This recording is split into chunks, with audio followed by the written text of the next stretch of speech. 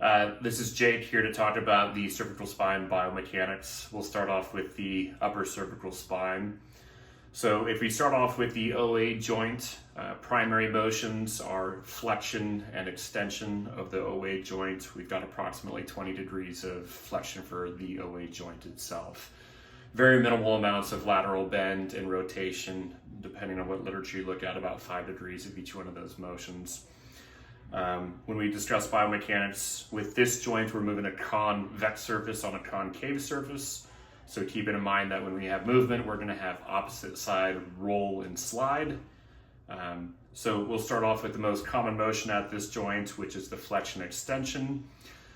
As we flex the spine or flex the occipital joint, we're going to get a posterior glide on both sides as we go into flexion. So as the head rolls forward, we get posterior glide of the occipital condyles on top of C1.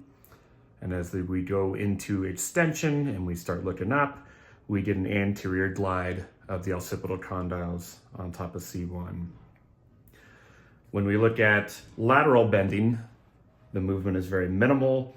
But again, if we're thinking about right side bend, we're going to get a roll to the right side and a left slide as we roll to the right. So it's going to roll to the right and it's going to slide a little bit to the left. Roll to the right, slide a little bit to the left. With rotation, again, depending on what literature you look at, somewhere between 0 to 5 degrees. Rotation is also going to have an opposite side bend rotation, meaning that if I rotate to the right, there's going to be at least a small degree of left side bend as I pivot to that right side. So the OA joint, if we go into left rotation, we're going to get a small amount of right side bend into left rotation. And if we rotate to the right, we're going to get a small amount of left side bend as we go into right rotation. So next we'll talk about C1 on C2. The movement with this is known as a true pivot. So there's a little bit of an odd motion with this joint. We are moving a concave surface on a convex surface. And what happens with this is it has a screw down effect when we go into rotation. We get 50% of our neck rotation from C1 and C2.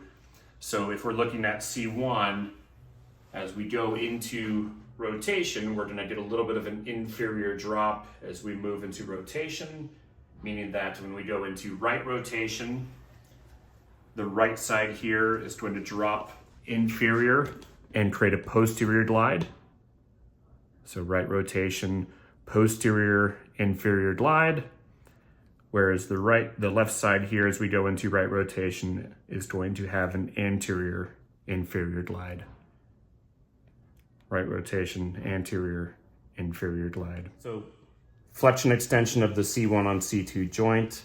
So as we go into flexion, we're going to get posterior glide here of C1 on top of C2. And as we go into extension, we're going to get an anterior glide of C1 on top of C2. So for the rest of the cervical spine, the joint orientation is very similar.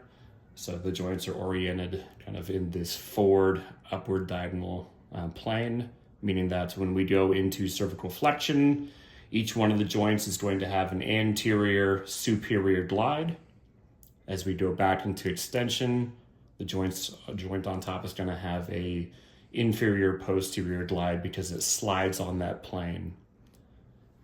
If we imagine the joint angled like this, we go into flexion. Let's say I'm moving C2 on top of C3. We're going to get anterior superior glide of C2 on top of C3. And as we go back into extension, we're going to get a posterior inferior glide of C2 on top of C3.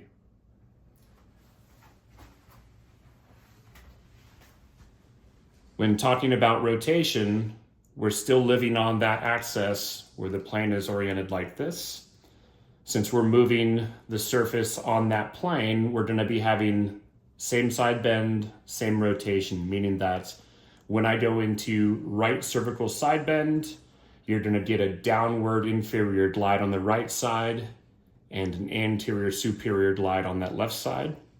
The same thing occurs with rotation. So as I rotate my head to the right, you're getting a downward inferior or posterior inferior glide on that right side, and you're getting a superior anterior glide on that left side.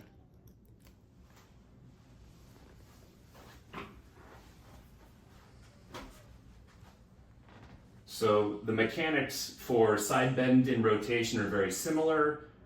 One of the big differences between the two is with side bending, you're going to have a little bit more of an inferior glide than you will with rotation, but both motions have to occur with both rotation and side bend.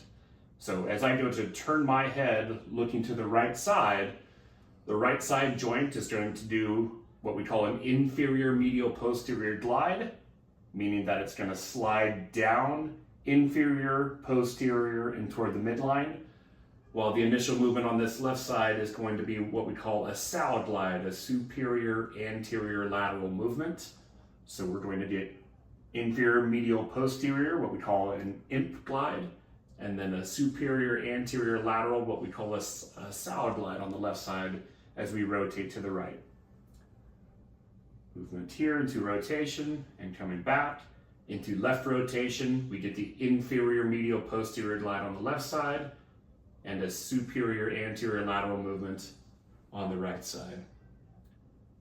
Those mechanics are virtually the same for side bending, but you're going to have a little bit more of an inferior drop with side bending. So as we go into right side bend, you're still going to have an inferior medial posterior glide, but with a lot more of an inferior drop than you will with rotation. And the same goes for left side bend. The left side will have a lot more of an inferior drop as we go into left side bend.